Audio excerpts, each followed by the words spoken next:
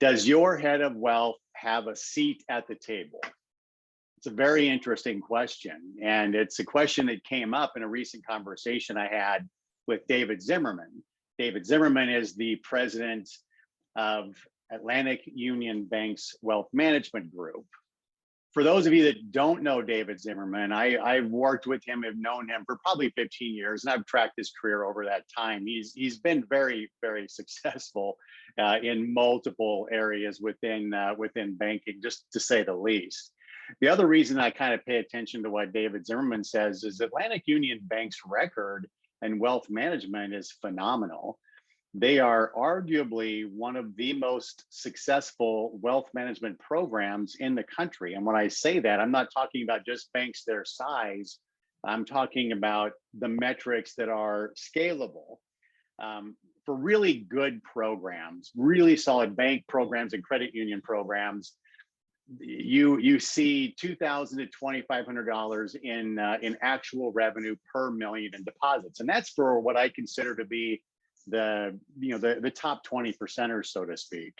I'm not going to divulge the numbers of Atlantic Union Bank. You can look those up yourself, but their numbers far exceed that. They're one of the few banks that I've seen who have successfully owned and built RIAs. Now I think they've had 3 of them over the years, and all of them were successful. I think they literally just sold their third RIA. And they're focused on the internal wealth program right now, moving forward in the private bank side. So that's why when David Zimmerman, when I get an opportunity to talk to him, and he offers a little bit of insight into his way of thinking, I tend to write it down. Another thing that's interesting about this particular question is when you think about what the big banks do really well, specific to wealth management, it does tend to be around the structure and internal communication between lines of business. The reason I like this so much is because that stuff is scalable. It doesn't matter if you are a $900 billion bank or a $1 billion bank or credit union. You can structurally set up a line of business very similarly to how a large bank that is doing it successfully, how they set theirs up. So getting back to our original question, is the head of wealth at larger banks who have very successful wealth management programs, is their head of wealth part of the executive leadership team of those banks? With very few exceptions, yes.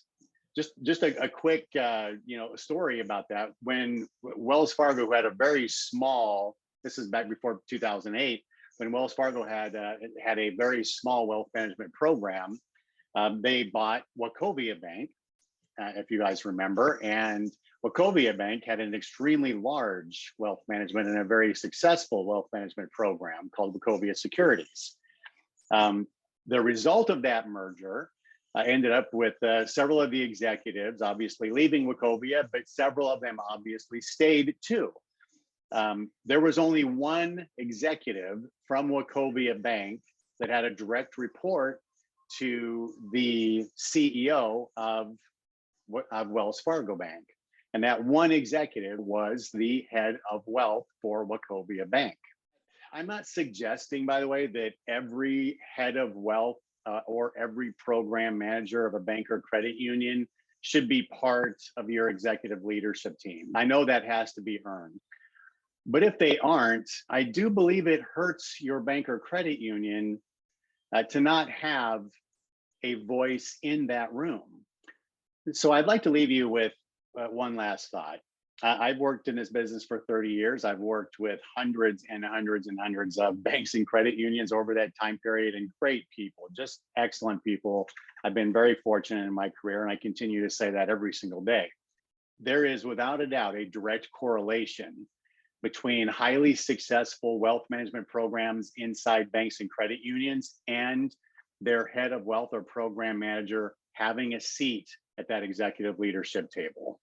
Thank you for listening. I hope that this video helps in some way with how you guys are all trying to get more competitive and stay competitive in this this ever tightening environment that we find ourselves in.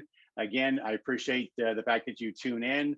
Please feel free to reach out to me anytime or check us out on our website, compassconsulting.com. There's lots of information on that about what we do. Hopefully, I'll be talking to you all soon. Thanks.